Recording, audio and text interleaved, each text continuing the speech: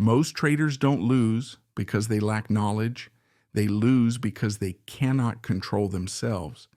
If you've ever stared at a chart and felt the urge to add, not because the setup improved, but because something inside you felt restless, anxious, afraid of missing the move, then this video is for you. Because scale-ins don't destroy accounts. Emotionally driven decisions do. Today we're going to step away from the noise, slow down the mind, and examine the psychological patterns that turn scale-ins into instruments of self-sabotage. This is not a tutorial.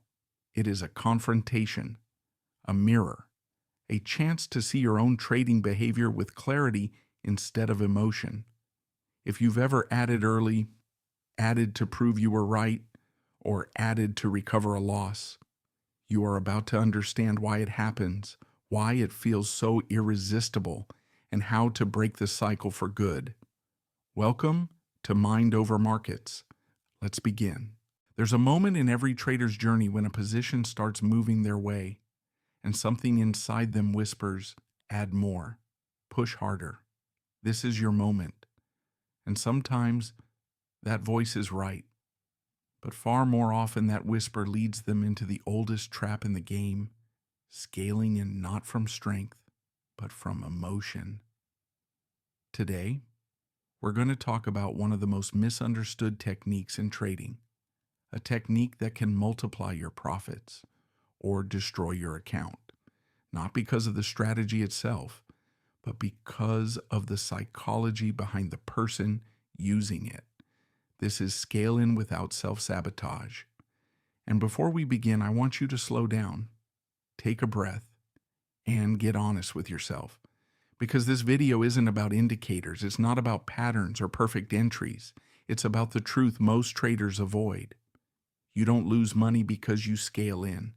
You lose money because you scale in while you're emotionally compromised. Let's go deeper. Every trader knows that adding to a winning position is one of the most powerful ways to expand an edge. It's what professional trend followers have done for decades. It's how asymmetric returns are built. But then, why do so many traders blow up when they try it? It's not the technique, it's not the market, it's not volatility, it's the human mind. Most traders don't scale in because their strategy tells them to. They scale in because their emotions demand it.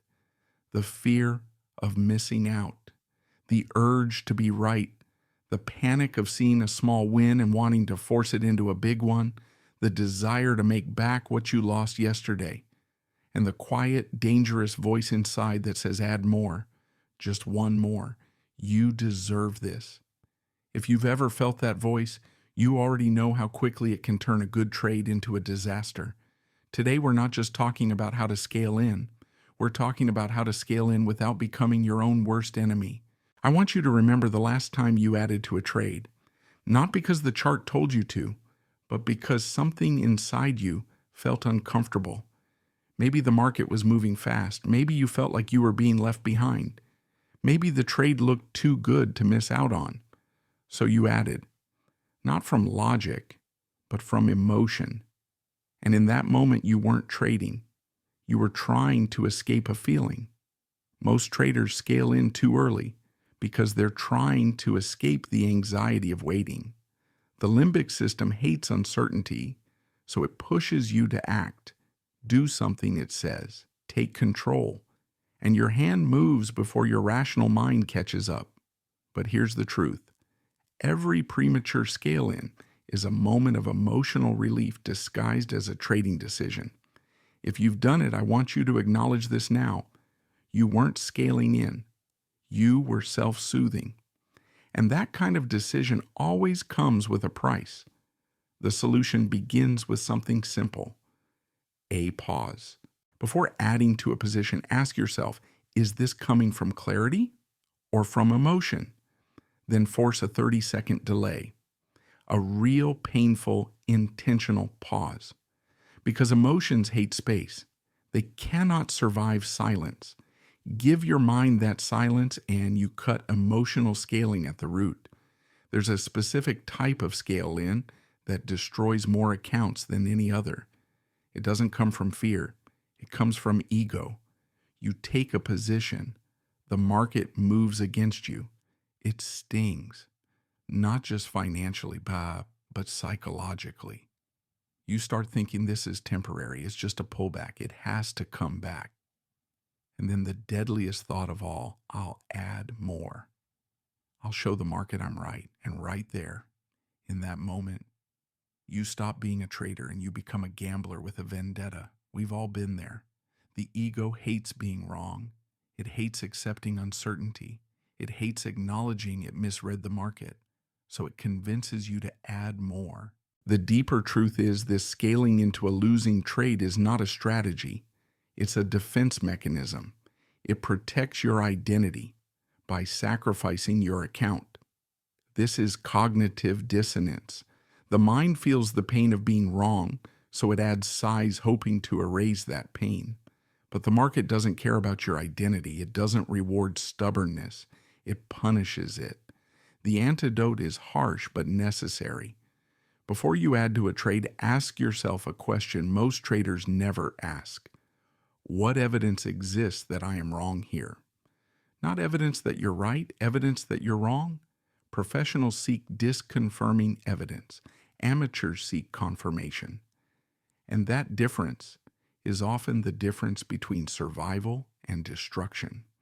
Set a hard limit on the number of times you can scale in. 3, 2, 1, whatever your system allows. And once that limit is hit, you stop. No exceptions, no negotiation. Your ego doesn't get to bargain with your rules. Now we move into the darkest form of scale in, the one most traders refuse to admit, the one that destroys accounts in silence. It's the scale in that starts with 8 words. I just need to get back to break even. You're in a losing trade. It hurts. You feel trapped. And suddenly adding more seems like a solution, a quick fix, a shortcut to redemption. But this kind of scale in isn't scaling in. It's averaging down. It's revenge trading. It's desperation wearing the mask of strategy. Loss aversion is one of the strongest forces in human psychology. We feel the pain of loss twice as intensely as the joy of equivalent gain. And this imbalance pushes traders into irrational decisions, adding size when they should be cutting risk. You tell yourself the market must bounce. You convince yourself the drop is temporary. You believe the chart owes you a reversal, but markets don't owe you anything, not even fairness. The hard rule here is simple: never scale in a losing trade, ever. If the position is red, adding more is not scaling in, it's surrendering to your emotions. Write this on a note and place it where you cannot ignore it. Scaling in is only for trades that are working, because if you violate that one rule, no strategy will save you. Now that we've exposed the emotional traps, let's talk about how professionals scale in without self-sabotage. The first law is simple. Only scale in when the market confirms you're right, not before, not during uncertainty, only after confirmation. Professionals don't add size to a guess, they add size to an advantage. They scale in like building a pyramid, small at the base, larger only as the structure becomes stronger. They map out their scale-in levels before entering the trade, never during the heat of the moment, because pre-commitment eliminates impulsive decisions. Ask yourself 3 questions before every scale. What objectively happened in the market that justifies this addition? 2, is this decision coming from calm analysis or emotional pressure? And 3, if this next scale-in gets stopped out, does my overall account remain safe? If the answer to any of those questions is unclear, you don't scale in. Remember this principle. Scaling in should be funded by unrealized profit, not by hope. If the initial position is green, if momentum aligns, if your thesis is strengthening, then scaling in becomes a tool of power. But if even one of those elements is missing, scaling in becomes a tool of destruction. You can have the greatest scaling strategy in the world, but without psychological discipline, it will collapse the moment emotions rise. So let's talk about training. First, start journaling the real reason you add size, not the technical reason, the emotional reason. Write down, why did I add? Where was my mind? What feeling was I trying to escape? When you look back over weeks of entries, you will see patterns you never noticed in real time. Second, label your emotional state before every decision. Calm, excited, anxious, fearful, vengeful. If the emotion isn't calm, the scale-in is compromised. Professionals don't add size from emotional turbulence. They add size from clarity. Third, practice scaling in inside a simulator. Not because you need to practice the technique, but because you need to desensitize yourself to the emotional pressure of adding size. The more familiar you become with the feeling, the less power it has over you. Scaling in requires emotional neutrality. You cannot force neutrality in real markets, but you can train it. Scaling in is not about adding size, it's about adding size without losing yourself. Anyone can add to a position, but only a disciplined mind can add without being pulled into the gravitational field of fear, greed, and ego. The market will always give you opportunities to self-sabotage. It will tempt you to add early. It will provoke you into adding to losers. It will challenge your identity and push you toward emotional decisions. But the market cannot make you press the button. Only you can do that. So today I want you to remember one sentence: scaling in isn't dangerous when done with discipline. But without discipline, scaling in becomes the fastest path to ruin. Your goal isn't to master the market. Your goal is to master yourself while interacting with the market. Because once you can scale in without emotional interference, you stop trading like a gambler and you start trading like a professional. You don't chase, you don't prove, you don't recover, you execute. And that is the mindset that separates those who survive from those who burn out. You now understand the truth most traders never discover. The danger was never the scale in. The danger was the part of you that wanted control, certainty, validation. When you scale in from clarity, the market can reward you in ways few techniques can. But when you scale in from emotion, you hand your account and your future to your impulses.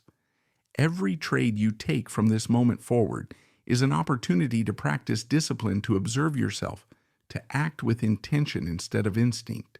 The more aware you become of your own patterns, the less power they have over you.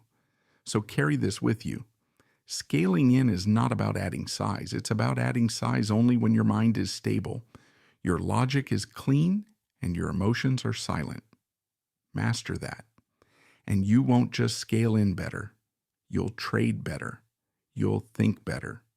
You'll become the kind of trader who grows not from luck, but from self-control. This is Mind Over Markets.